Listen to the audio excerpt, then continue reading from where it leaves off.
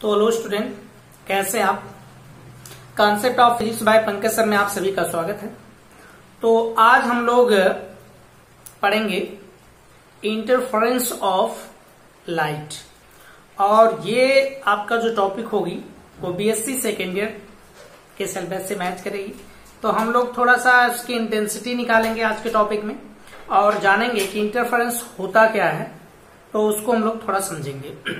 To wave का interference क्या होता है ये चीज जानेंगे, और उसके बाद हम उसके लिए जो उसकी इंटेंसिटी होगी वो हम निकालेंगे। तो ओके, लेट्स स्टार्ट।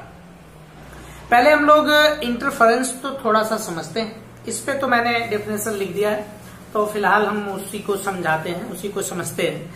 यहां पर देखिए बात ये है कि आप सोचो कि दो लाइट हो और वो दोनों लाइट ऐसे, एक लाइट यहां से एक लाइट यहां से।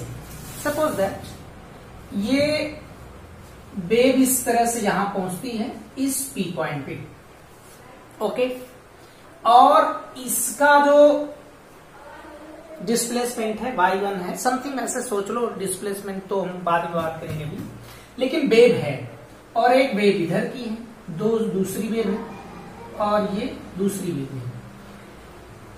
ये सेम फ्रीक्वेंसी से चलते हैं मीडियम, और जब ये मीडियम में पहुंचते हैं तो इस पॉइंट पर सपोज दैट एक पर्टिकुलर टाइम पर, एक फिक्स टाइम पर पहुंच जाते हैं दोनों वेव। तो वेव का मतलब मैं पिछले लेक्चर में आपको समझाया था। वेव का क्या मतलब है? वेव का मतलब ये है कि एक एनर्जी जो है वो चल रही है ट्रून ट्रून करके, ऐसे करके टीचू टीचू करके ऐसे चल रही है। अब ये दोनों एनर्जी ऐसे करके यहां पहुंचती, तो एनर्जी वहां जो पी पॉइंट है उस पार्टिकल को मिल गई। अब पार्टिकल अपना वाइब्रेट करने लगा, तो जो पार्टिकल का वाइब्रेशन होगा इन दोनों वेव के रिजल्टेंट से होगा, ओके। अब ये दोनों वेव यहां पर एक रिजल्टेंट वेव फाइंड करती है, बनाती है रिजल्टेंट वेव। अब बात ये है कि इस वेव का क्या क्या होना चाहिए। इसकी जो फ्रीक्वेंसी है वो सेम होनी चाहिए। फ्रीक्वेंसी तो आप समझ ही रहे होंगे। फ्रीक्वेंसी मीन्स एक सेकेंड में किए गए वाइब्रेशन की जो वाइब्रेशन की संख्या होती है, नंबर ऑफ वाइब्रेशन होता है, उसे हम लोग फ्रीक्वेंसी कहते हैं, ओके। इनका जो फेज है, फेज या फेज डिफरेंस, वो कांस्टेंट होना चाहिए। फेज और या फेज डिफरेंस कांस्टेंट का क्या मतलब है? फेज देखिए अभी हम थोड़ा और अच्छे से जान लेंगे, मैं यहां पर केवल उस डिफिनेशन को समझाने की कोशिश कर रहा हूं। फेज डिफरेंस इसका कांस्टेंट हो। अब वेव चलती है तो एक हिस्सा यहां से और एक वेव यहां से पहुंचती है, तो उनका फेज में जितने का भी अंतर होना चाहिए इस वेव और इस वेव में, मान लो 60 डिग्री का इसमें फेज में अंतर है, फेज डिफरेंस है, तो ये हर जगह वही होना चाहिए। मतलब कि अगर 60 यहां से स्टार्ट हुआ, 60 के फेज डिफरेंस है, तो वेव चलती गई तो इन सभी के लिए फेज डिफरेंस 60 ही बना रहे, ऐसा, ओके। तो फिर ये जहां पर मिलती हैं वहां एक रिजल्टेंट वेव क्रिएट होती है, बनती है। अब ये रिजल्टेंट वेव जो होती है उसकी इंटेंसिटी यूनिफॉर्मली डिस्ट्रीब्यूट नहीं होती। कहने का मतलब एक समान रूप से वितरित नहीं होती है। इसको हम यंग सीट में थोड़ा और ज्यादा समझेंगे अगला लेक्चर जब हम करेंगे। तो फिलहाल आप यहां पर देखिए, नॉट यूनिफॉर्म डिस्ट्रीब्यूशन होता है। तो ये नॉट यूनिफॉर्म डिस्ट्रीब्यूशन होता है, कहने का मतलब कुछ जगह ज्यादा हो जाती है, कुछ जगह कम हो जाती है।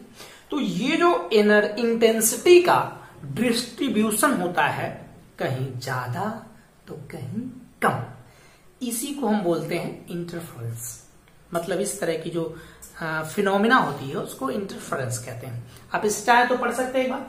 When two waves of the same frequency travel in the same direction, दो वेव एक डायरेक्शन में चल रही हैं, और इनका जो कांस्टेंट फेज डिफरेंस है, एक कांस्टेंट फेज डिफरेंस है, तो कह रहा resultant intensity of light not distributed uniformly in this space, वो एक जैसी नहीं होती है।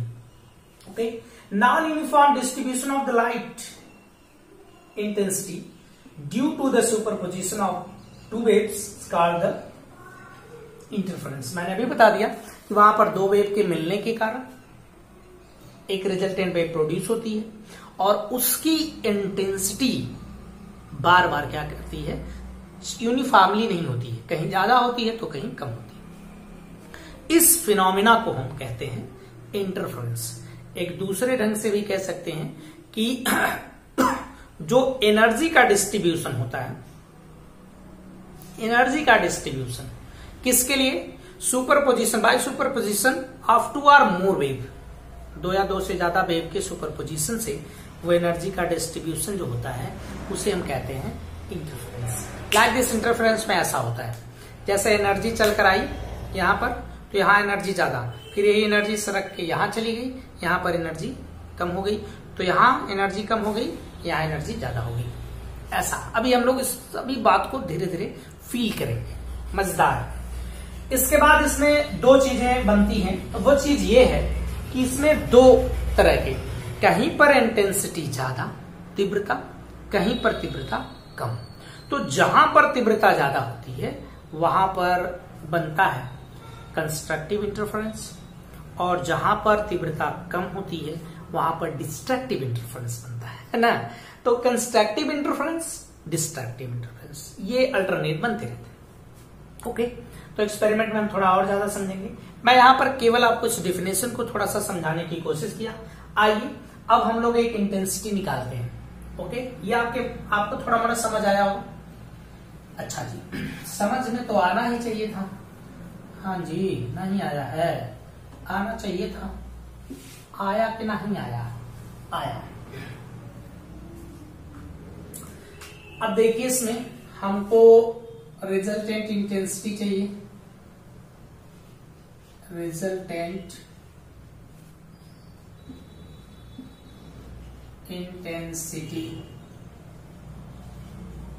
Due to superposition of two waves. मतलब आपको थोड़ा मोड़ा समझ में आ रहा हो कि हमको रिजल्टेंट चाहिए, रिजल्टेंट इंटेंसिटी हम निकालना चाह रहे हैं, और ये रिजल्टेंट इंटेंसिटी उन दो वेव के लिए है, ठीक, जो दो वेव मीडियम में ट्रेवल करेंगी, एक साथ चलेंगी। हम यहां पर हार्मोनिक ऑक्सीलेशन लेंगे, वाइब्रेशन जो है हार्मोनिक वाइब्रेट कर रहा, कोलिनियर है। अब इसके बाद हम दो वेव का अलग अलग एक इक्वेशन लेते हैं, समीकरण लेते हैं। जैसे एक वेव ऐसे करके यहां पहुंचती है, एक वेव ऐसे करके पहुंचती है यहां।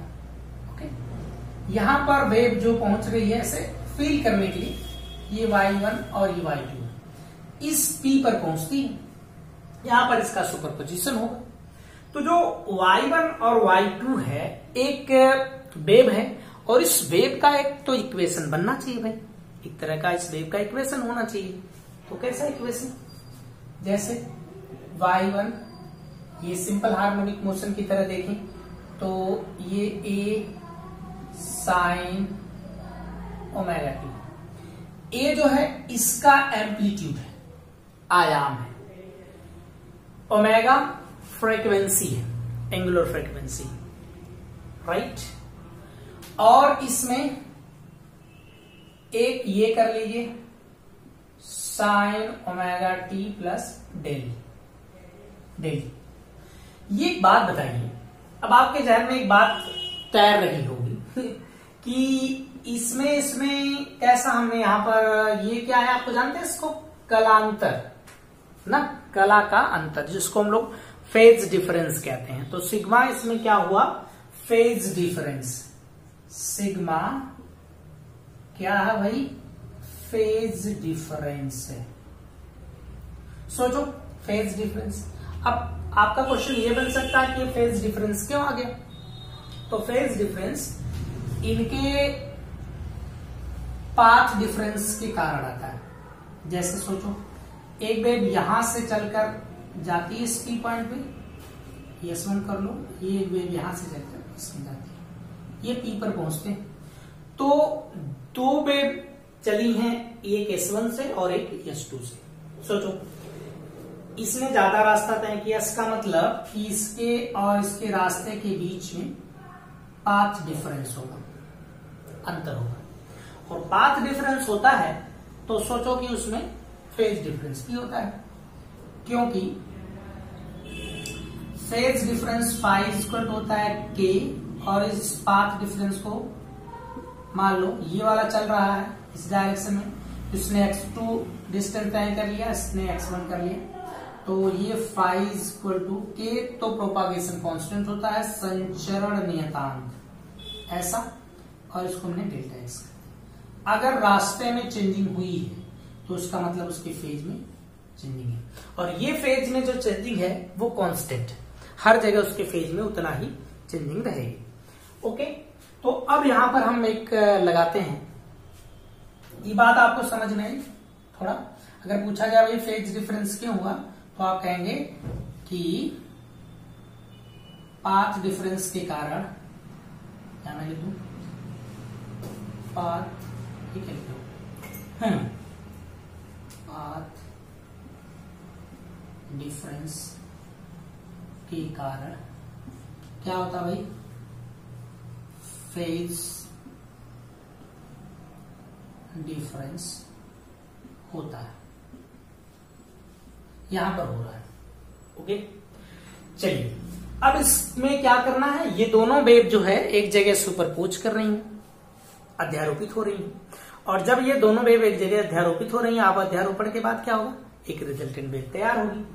तो इनका अध्यारोपण कैसे, सोचो कि अकॉर्डिंग टू प्रिंसिपल लगाओ, अकॉर्डिंग टू प्रिंसिपल, थोड़ा बड़ा लिखते हैं, ऑफ सुपरपोजिशन।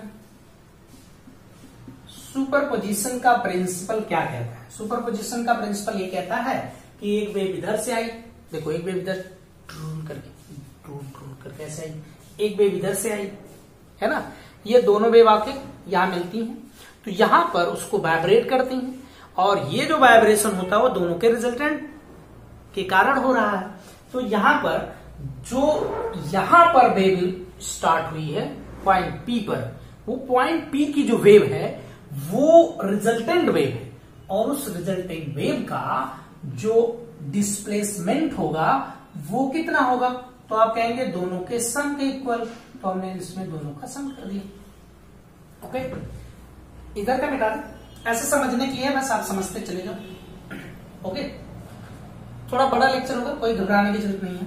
तो इसमें y इक्वल टू, उसको रखो a1 sine omega T plus a2 sine omega T plus del, ऐसा कर दियो। अच्छा, तो फिर इसको थोड़ा सॉल्व कर लीजिए, a1 sine omega T plus a2, इसको अंदर इसको तोड़ लीजिए तो कितना आएगा भाई, sine omega T into cos del plus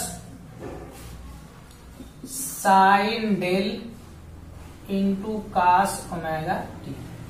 okay, तो इसमें a1 sine omega T plus यहां से a2 कॉमन कर लेते हैं। अभी थोड़ा सा इसको एक लाइन में झूठे बढ़ा दिया, अरे सर क्यों बढ़ा रही, नहीं भाई ऐसे ही बढ़ा दिए, तो बोलो इसमें कर दियो भाई कितना, इसमें से कॉमन समथिंग करो, कुछ होगा, साइन यहां से कॉमन हो जाएगा, तो साइन को हमने कॉमन कर लिया, यहां से a1 plus a2 cos del plus यहां पर बोलो साइन हो तो कॉस वाले को अलग कर लेते हैं, यहां से हो जाएगा a2 साइन डेल, इसको अलग कर लीजिए, और यहां पर कॉस ओमेगा टी रहने दीजिए। इसमें थोड़ा सा लेट करना पड़ेगा, ये थोड़ा गायब है इधर, तो मैं इसको यहां ले लेता हूं, दिख नहीं रहा आपको, आगे दिखेगा भैया, यहां लेते प्लस करके, दिख रहा ना, तो यहां हो जाएगा कितना,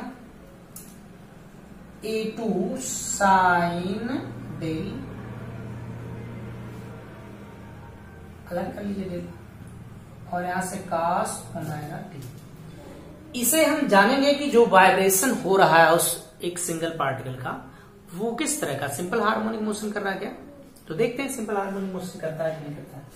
यहां से y इक्वल टू नहीं, थोड़ा सा आप मान लीजिए इसमें, लेट या v पुट कर लो। हम इसमें रखना चाहते हैं अपने से कुछ चीजें, जैसा इस पोर्शन को हम लिख लेंगे r cos theta equal to यहां से A1 plus A2 cos, equation number 1 के लिए। इसके बाद इसे हम कुछ कर लें तो इसको हम लोग लिख लेंगे R sine theta equal to A2 sine del, equation number 2 हो गया भाई। अब आपको यहां पर देखना है कि एक इसमें R आ गया है और एक थीटा अलग से आ गया है, तो ये जो R और थीटा है यहां पर हम एक अदर कांस्टेंट कर लेते हैं। तो where R theta and other constant, okay. But यहां पर जो R है वो रिजल्टेंट एम्पलीट्यूड है, ऐसे वो क्या है R, रिजल्टेंट एम्पलीट्यूड, ओके। अब इसको आप स्क्वायर करके ऐड कर लो दोनों ना, squaring equation 1 and equation 2, then add, तो इनको हम ऐड करेंगे। तो आप देख लीजिए, ऐड कर ले फटाक से, डायरेक्ट वैल्यू लिखेंगे इसमें, इसका स्क्वायर करोगे तो R स्क्वायर, ये cos square theta plus sine square theta तो 1 होता है, इतना तो हम लोग जान ही रहे हैं। इसके इधर कर लो, इसका होल स्क्वायर करना है तो A1 square plus A2 square cos square del plus 2A1 A2 cos del plus A2 square sine square del. थोड़ा सा तो हम लोग आसानी से कर ही ले सकते हैं। इसकी वैल्यू अगर एक साथ हम इसे मिला दें तो 1 हो जाएगी, इधर का मिटा दें, देख लो बढ़िया से। बस इसको आपको करना सीखना है, इसे आपको बहुत जरूरी नहीं, नोट्स तो अलग से मिल जाएंगे आपको, हटा दें। अच्छा चलो चलो चलो चलो चलो चलो चलो चलो चलो चलो चलो, यहां पर देखिए तो ये हो जाएगा R square is equal to, हाँ बताइएगा, A1 square plus A2 square plus 2A1 A2 cos del, है ना भाई। तो इसे आप अगर लिखना चाहते हो तो इसे रूट ओवर में भी कर सकते हो, मतलब कि A1 square plus A2 square plus 2A1 A2 cos del, ऐसा हो जाएगा। ये उसका रिजल्टेंट एम्पलीट्यूड है। अगर हम इसे ध्यान से देखें तो ये फेज डिफरेंस पे हाँ डिपेंड है, तो फेज डिफरेंस पे डिपेंड। अच्छा, अब एक चीज हमारे पास ये भी है कि जो इंटेंसिटी होती है, intensity proportional to amplitude square, ऐसा होता है। तो हमारे पास I proportional to R square, यहां प्रोपोर्शनली का साइन हटता है तो कांस्टेंट आता है, राइट। तो हमने इसको R स्क्वायर कर दिया। अरे इसमें का प्रोपोर्शनली कहां से गायब होगी, सोचो। तो भाई वेयर प्रोपोर्शनलिटी कांस्टेंट इज 1, इसमें प्रोपोर्शनली का कांस्टेंट हमने 1 ले लिया, तो इसकी जगह क्या हो जाएगा, इसकी जगह जो होना रहेगा वही होगा, और क्या होगा। इधर क्या बता दें, चलो चलो चलो भाई, इधर का क्या होगा बोलिए। यहां से तो I हो जाएगा A1 square plus A2 square plus 2A1 A2 cos del ये आपका जो आया है क्या है बताइए, आई जो है वो आई जो है उस वेव का इंटेंसिटी है जो दोनों के परिणाम के फलस्वरूप उत्पन्न हुई थी, दोनों के परिणाम के फलस्वरूप उत्पन्न हुई। और इसलिए ये जो है इसका ये जो आई है ये उसी का फॉर्मूला है। ओके, अच्छा तो ये इस पे करते हैं तो इसका एंगल चेंज कर लेते हैं, जो उसका फेज डिफरेंस है वो हम देखते हैं कि कब कैसा आता है। उससे पहले थोड़ा सा हम एक चीज और कर लेंगे, दो इक्वेशन बने थे उसमें इसी को हम थोड़ा सा बढ़ा दें तब इसके बाद चलते हैं। एक मिनट थोड़ा सा देखिएगा, इसके बाद जो ये आया है ये फार्मूला इंडिकेट कर रहा है उस तरह का कि जैसे एक आपके पास इस तरह का, इसको हम लोग वेक्टर की तरह ट्रीट करवा दें तो ये इस तरह का, और इनके बीच जो फेज है वो डेल है और ये थीटा रिजल्टेंट एंगल है आर के बीच का। तो इसके लिए अगर हम फार्मूला निकालें तो इक्वेशन नंबर 1 याद है आपको, इक्वेशन नंबर 1 इस तरह का था, a1 a2 cos डेल, और इक्वेशन नंबर 2 इस तरह का था a2 sin डेल। तो इसमें आप क्या कर लो, from equation 2 divide by equation 1, divide कर लीजिए इक्वेशन 1 इक्वेशन 2, कितना आएगा अभी 10 आ जाएगा, नहीं आ रहा इसमें इसको कर लेना, a2 यहां से sine del upon a1 plus a2 cos del. ये देख लो, ये रिजल्टेंट का इसके साथ एंगल है थीटा, और यहां पर इस दोनों के बीच का जो फेज है यानी एंगल है वो डेल है। तो इस तरह से हम लोग इसको पहले निकाल देते हैं, राइट। यहां आप देखिए कि ये इस पे डिपेंड कर रहा है। अब हम थोड़ा सा कुछ चीजें सीखेंगे। पहली चीज कि अगर इसकी वैल्यू पॉजिटिव 1 आती है +1 तो यहां पर +1 होगा। तो ये देखो आपके पास इतना पोर्शन है और इसमें इतना पोर्शन प्लस में ऐड होगा, इसका मतलब कि इसकी वैल्यू में बढ़ेगी। नहीं समझ पाए कैसे बढ़ेगी, ये देखो जैसे इसकी वैल्यू सपोज दैट 50 थी 50 और उसमें इतनी चीज ऐड हो रही, इतने का तो कुछ तो वैल्यू होगा, इतने की वैल्यू मान लो 10 है तो 50 + 10 इसका मतलब कि ये 60, इसकी वैल्यू बढ़ी है। तो यहां पर जब इसकी वैल्यू जब 1 होगी तो इस आई की वैल्यू मैक्सिमम होगी। तो हम इसमें कुछ केस करते हैं। केस नंबर 1, इफ डेल की वैल्यू +1, अब डेल की वैल्यू ये भी तो एक क्वेश्चन है, तो उसमें हम लोग देखें किसके किसके लिए हो सकती है डेल कॉस की वैल्यू।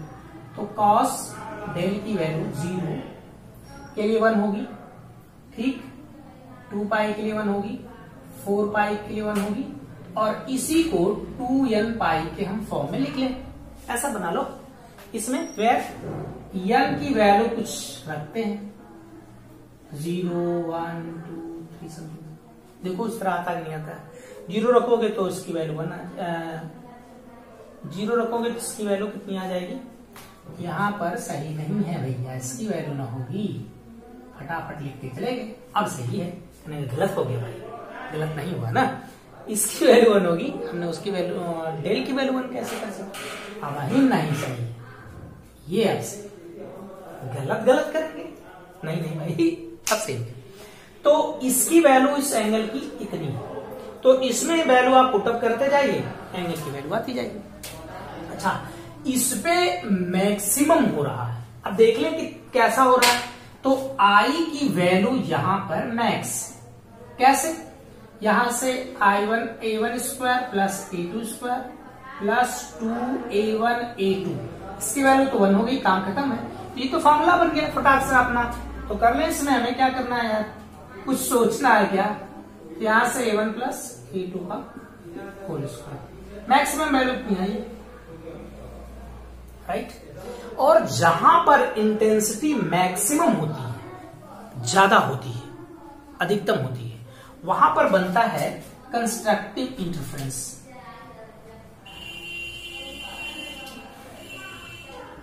ये क्या रहेगा, this condition is constructive interference, मतलब कि ये जो कंडीशन है वो कंस्ट्रक्टिव इंटरफेरेंस की। अब कंस्ट्रक्टिव इंटरफेरेंस अगर बनता है तो उसके लिए पाथ डिफरेंस कितना कितना होना चाहिए कि हम जान लेंगे कि भाई कंस्ट्रक्टिव इंटरफेरेंस बन रहा है। देखो चलो कंस्ट्रक्टिव इंटरफेरेंस ले देखते हैं। तो पाथ डिफरेंस तो पहले हमें जानते हैं phase difference 2 pi by lambda into इसके साथ होता है पाथ डिफरेंस, ऐसा। इसको आप इधर कर लो, यहां से पाथ डिफरेंस, ये तो फेज डिफरेंस था, यहां लिख फेज डिफरेंस। तो भाई यहां से पाथ डिफरेंस कैसा आएगा, delta X is equal to, सोचो भैया, ये आ जाएंगे लेमडा बाई 2 पाई करके और इनके साथ क्या आ जाएंगे 5। तो उस फाई बल्कि यहां नहीं है बल्कि यहां पर हमने डेल रखा है, राइट। तो इस डेल की वैल्यू अलग अलग रखते जाओ, जैसे 0 रख दोगे इसमें 0 आ जाएगी पाथ डिफरेंस ना, फिर 2 पाई रख दो या फिर ये एग्जैक्टली रख के 1 2 कर लो, फिर ऐसा भी आप कर सकते हो। तो कितना आएगा इसका वॉल्यूम 0 हो जाएगा। 2 पाई रखोगे 2 पाई से 2 पाई कैंसिल हो जाएगा, लेमडा आ जाएगा। 4 पाई रखोगे तो 2 लेमडा आ जाएगा। फिर इसके बाद 2 पाई 6 पाई रखोगे तो 3 लेमडा आ जाएगा, ऐसे करके आता रहेगा। या फिर इसे आप ऐसे भी निकाल सकते हो कि लेमडा अपान 2 पाई और इसके साथ 2 पाई n था, 2n पाई, ऐसे कर लो। तो पाई से पाई कैंसिल, इससे कैंसिल, यहां से आ जाएगा ये लेमडा। अब n की वैल्यू रखते जाओ, इसका वैल्यू आ जाएगी। तो यहां पर जो इंटेंसिटी है वो ज्यादा है और ये इंटरफेरेंस जो बन रहा है वो कंस्ट्रक्टिव इंटरफेरेंस बन रहा है, मतलब यहां पर ज्यादा चमक उत्पन्न होगी। ओके, अच्छा, इसी केस को थोड़ा सा और आगे हम लोग बढ़ाते हैं, डिटेल करते हैं। जैसे इसको मिटा दें, हाँ बस समझना ही, और चलो भैया मिटा देते हैं। आगे देखो, अगर यही काम 30 सेकेंड के लिए किया जाए, इसकी वैल्यू कास जो डेल है उसकी वैल्यू -1 हो जाए, तो यहां पर देखिए अगर इसकी वैल्यू -1 आती है तो इसमें से यहां माइनस होगा, यानी कि जो 50 प्लस होता था 50 माइनस। इसका मतलब कि पहले 60 वहां की इंटेंसिटी थी, अब इंटेंसिटी कितनी हो गई 40। इसका मतलब डिक्रीज हुआ है इंटेंसिटी, है ना, उसकी इंटेंसिटी क्या कर रही है, डिक्रीज हो रही है। तो यहां पर तब इंटेंसिटी डिक्रीज हुई है। एक चीज और है, थोड़ा सा 1 मिनट के लिए, फिर हम लोग वापस आ जाएंगे। देखिए इसका मैक्सिमम इतना है, अगर सपोज दैट ऐसा होता कि A1 इक्वल टू A2 हो जाता और ये हमने कह दिया कि दोनों की एम्पलीट्यूड सेम होता, जैसे हमने इधर का वेव के लिए एम्पलीट्यूड Y2 रखा, A2 रखा, इधर वाले के लिए A1 रखा, ऐसा। तो A1 और A2 दो अगर न होते, सब सेम होता, यहां पर कितना आता आपके लिए, तो आप कहते भाई कि इसकी तब मैक्सिमम यहाँ 2 तो 4 हो जाता, यानी 4a², मतलब कि इसमें 4a² होता, इसकी इंटेंसिटी ज्यादा होता, राइट। तो आइए फिर से हम लोग इस पे आते हैं, केस 2 पे। माइनस है तो -1 वैल्यू किसके किसके लिए होती है, तो आपको शायद पता होगा, पाई होता है ना, 3 पाई होता है, 5 पाई होता है, ऐसे समझे। तो इसके लिए कितना 2n+1 और यहाँ 5, राइट। तो इसमें वैल्यू वही रख दीजिए। देखिए 0 रखेंगे यहाँ पर तो पाई आ जाएगा, 2 रखेंगे तो 4 2, 1 रखेंगे तो 3 आ जाएगा, 2 रखेंगे तो 4 5, इस तरह आता रहेगा, सबके लिए वही आएगा। तो यहाँ पर -1 आ जाएगा, मिटा के हम बना देते हैं। और ये वैल्यू कैसी हो जाएगी, मिनिमम, मैक्सिमम की जगह क्या होगी मिनिमम, यहाँ पर कितना आ जाएगा माइनस। और ये जो कंडीशन होगी ये डिस्ट्रक्टिव इंटरफेरेंस होगी, डिस्ट्रक्टिव, इसे विनाशी व्यतिकरण कहते हैं। यहाँ पर तीव्रता का मान क्या है, कम है, तो वहां पर विनाशी व्यतिकरण होता है, राइट। विनाशी व्यतिकरण के लिए इतना हुआ। अब हम लोग क्या करें, एक चीज कुछ चीजें और चीज सीख लेते हैं कि जैसे पाथ डिफरेंस कितना होना चाहिए। तो हमारे पास तो यहाँ पर फेज डिफरेंस इसका है, तो भाई इसका फेज डिफरेंस, हमारे पास इसका फेज डिफरेंस है, बोलिए कितना समथिंग है वो, del equal to pi 3 pi 5 pi something ऐसे फेज डिफरेंस हो। तो इसका पाथ डिफरेंस कितना होगा, पाथ डिफरेंस क्या भाई उसको बोलते हैं पाथ डिफरेंस। तो डेल्टा एक्स होता है path difference equal to lambda by 2 pi और इसके साथ यहाँ पर लेमडा बाई 2 पाई। इस डेल की वैल्यू रखते जाइए, जैसे हम पाई रख देंगे तो इसमें कितना आ जाएगा बोल दो, लेमडा बाई 2 आ जाएगा। फिर यहाँ कितना रखना है, 3 पाई रखना है, तो 3 pi by 2 lambda 3 lambda by 2 आ जाएगा, 5 लेमडा बाई 2 आ जाएगा। इसका मतलब कि इसका जो पाथ डिफरेंस होगा lambda by 2, 3 lambda by 2, 5 lambda by 2, 7 lambda by 2 ऐसे। तो इन हालात में अगर ऐसा पाथ डिफरेंस बनता है तो वहां पर कौन सा इंटरफेरेंस बनेगा, डिस्ट्रक्टिव इंटरफेरेंस बनेगा। और डिस्ट्रक्टिव इंटरफेरेंस का मतलब कि क्या भाई, विनाशी व्यतिकरण होगा, राइट। अच्छा, अगर इस मिनिमम के लिए ऐसा होता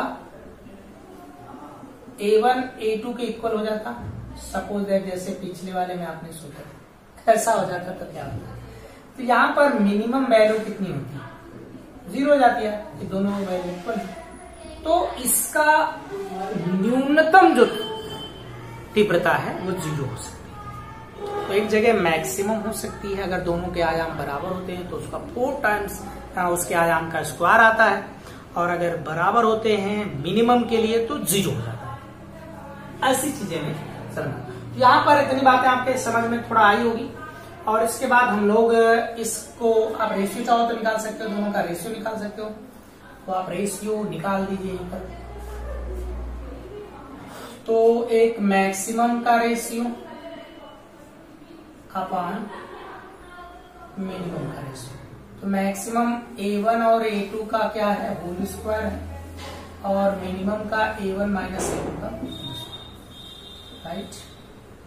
अगर दोनों इक्वल हो जाते हैं तो यहां देखिए ये वैल्यू 0 हो जाएगी, इसकी वैल्यू 4a स्क्वायर आ जाएगी, और 0 की डिवाइड करेंगे तो इनफाइनाइट हो जाएगी, स्पेशल केस बन जाएगी। तो राइट, ये आपको मैंने थोड़ा सा इंटेंसिटी के बारे में इंट्रोड्यूस करा दिया। और अगला जो हम एक लेक्चर करेंगे, लेक्चर नंबर 2 जो होगा, वो लेक्चर नंबर 2 आपके लिए होगा जो डबल स्लिट एक्सपेरिमेंट है यंग्स का, वो हम लोग करेंगे। उसमें बहुत अच्छे ढंग से जानेंगे। अभी हमने 2 चीजें जान लिया कि जब कंस्ट्रक्टिव इंटरफेरेंस होता है तो वहां पर हम लोग ने देखा कि कास डेल की जो वैल्यू है 1 ली गई, और जब डिस्ट्रक्टिव हुआ तो -1, यानी कि 2 तरह से काम हुआ है। एक जगह उस टोटल जो उसकी इंटेंसिटी आई है उसमें से एक बार जैसे A square plus A1 square plus A2 square, और इसके साथ 2A1 A2 cos डेल, एक बार इतनी वैल्यू इसमें प्लस हुई है, एक बार इतनी वैल्यू माइनस हुई है। मतलब क्या हुआ है कि जहां पर जैसे कंस्ट्रक्टिव इंटरफेरेंस बनता है, यानी मैक्सिमम के लिए अगर हम देखें तो इसकी वैल्यू सपोज दैट 50 हो, ऐसे न्यूमेरिकली एक वैल्यू ले लो, और इसकी वैल्यू 10, तो यहां पर 60 हुआ है ना। फिर क्या हुआ, अगर बात की जाए मिनिमम के लिए तो बोलो 60 माइनस 10 यानी कि कितना हो गया 40। तो इसमें हुआ ये कि जितना कंस्ट्रक्टिव के लिए विनाश संपोषी व्यतिकरण के लिए एनर्जी स्टोर्ड हुई है, वो कहां से आई थी, वो विनाशी व्यतिकरण वाली ऊर्जा उसी में चली आई है ना। मतलब तो ऊर्जा तो भाई कहीं बाहर से दी नहीं गई, और न बाहर से न उसमें की ऊर्जा बाहर गई है। वही ऊर्जा क्या कर रही है, जहां पर विनाशी व्यतिकरण हो रहा वहां से निकलकर कहाँ चली जा रही है, समकोषी व्यतिकरण में। इसका मतलब ऊर्जा टोटल कैसी है, टोटल कांस्टेंट है। तो जो इंटरफेरेंस है, इंटरफेरेंस ऑफ लाइट और interference of wave is based on the, या फिर obey the law of conservation of energy, यानी कि यह ऊर्जा संरक्षण के सिद्धांत के नियम का पालन करता है। ओके, तो नेक्स्ट लेक्चर हम लोग पढ़ेंगे यंग्स का स्लिट। तो आज के लिए इतना। सो थैंक यू, बहुत अच्छे, धन्यवाद।